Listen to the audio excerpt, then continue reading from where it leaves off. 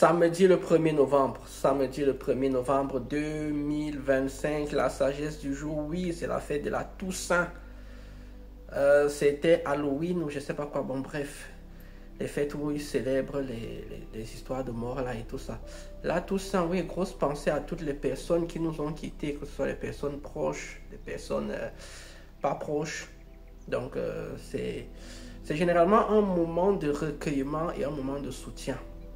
Les uns avec les autres se rappelant en fait que notre vie est éphémère et que nous sommes que de passage sur cette terre. Donc les gens qui font les stars, les gens qui jouent les durs, à la fin, aucun d'entre nous ne s'en sortira vivant. Ce n'est pas ça la sagesse du jour. La sagesse du jour, la voici donc. La sagesse du jour, elle dit ceci. Lorsque certaines conditions dans votre vie changent, votre philosophie de vie doit également changer. Lorsque certaines conditions dans votre vie changent, votre philosophie doit également changer. Pourquoi j'ai dit ça? Je suis tombé sur le post d'une femme, d'une chanteuse, qui disait en fait que ça y est, elle a quitté son mari. Elle va pouvoir faire ce qu'elle voulait dans la vie parce qu'elle n'aura plus à s'occuper de l'enfant ou je ne sais pas quoi. Un truc du genre. Voilà, un truc du genre. Les gens doivent comprendre un truc. Lorsque vous vous mettez en couple, lorsque vous commencez à avoir des enfants, les conditions de vie dans lesquelles vous étiez avant ont changé. Donc votre philosophie de vie doit également changer. Les gens qui sont en couple et qui continuent à faire des activités de personnes célibataires, j'en ai déjà parlé ici, ce n'est pas correct, ce n'est pas possible. Tu ne peux pas avoir ta femme et continuer à aller à la chicha comme si tu étais un garçon célibataire. Tu ne peux pas avoir ton mari et continuer à vouloir aller en boîte de nuit, faire des sorties entre copines. Non. Et pareil quand vous avez des enfants, encore même plus quand vous avez des enfants, votre philosophie de vie, votre manière de vie, votre manière d'exister change. Vous devez les adapter à vos nouvelles conditions de vie. Vous devez trouver les choses maintenant qui vont vous permettre d'être épanoui.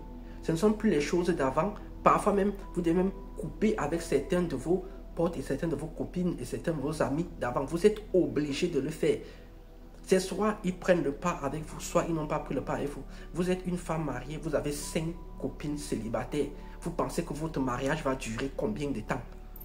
Si vous êtes une femme mariée, vous devez avoir 5 copines mariées et mariées même depuis plus longtemps que vous. Vous êtes une mère célibataire, vous voulez continuer à faire des activités de femmes qui n'ont pas d'enfants. Vous voulez aller au spa, vous voulez aller faire des brunchs avec des copines. Non, c'est fini ça. C'est fini. Maintenant, vous allez faire des brunchs avec d'autres mères qui ont des enfants et c'est comme ça que ça marche. Si tu deviens millionnaire aujourd'hui, tu ne vas pas aller traîner avec des personnes qui sont des SDF dehors. Sauf si tu aimes ça. Mais tu te foutras de leur gueule. Lorsque les conditions dans votre vie changent, votre philosophie de vie change, doit changer automatiquement. Regardez maintenant ce qui est positif dans votre vie, comment améliorer ça. C'est ça qui est important.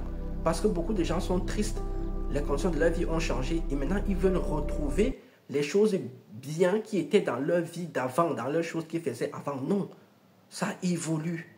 Ça évolue. Parce que ces personnes-là que vous allez laisser en bas, eux aussi voient votre vie et se disent « J'aimerais trop être à la place de cette personne-là. » Ça, c'est la vérité.